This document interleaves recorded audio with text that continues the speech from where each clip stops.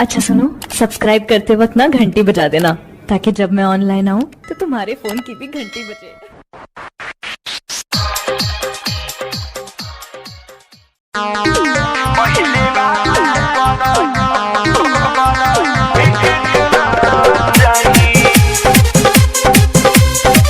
Music by Vikesh भोजपुरिया।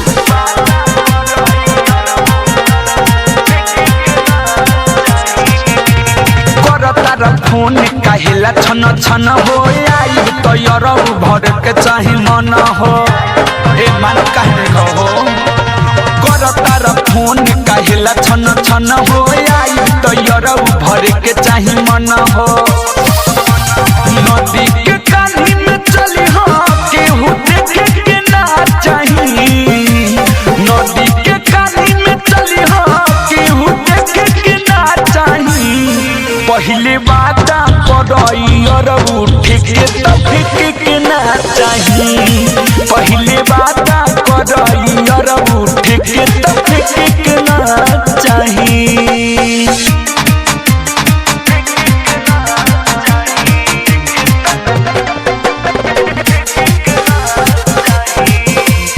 ज्योति recording studio घोड़ा सहन लखा।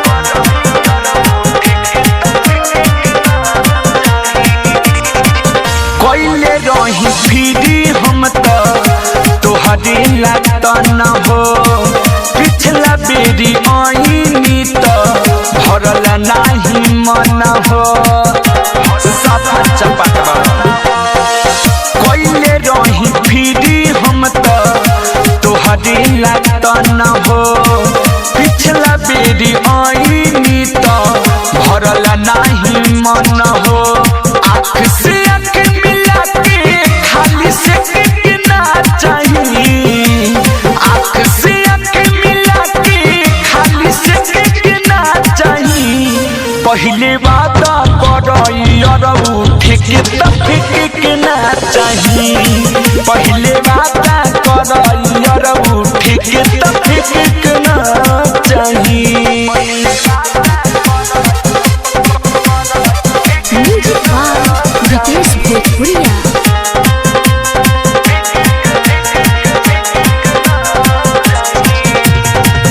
बाड़ पनिया वाली हमके फोनवी पर कब से जानतानी चढ़ेल तो उतरेल छब से हाँ बाड़ पनिया वाली हमके फोनवी पर कब से जानतानी चढ़ेल तो उतरेल छब से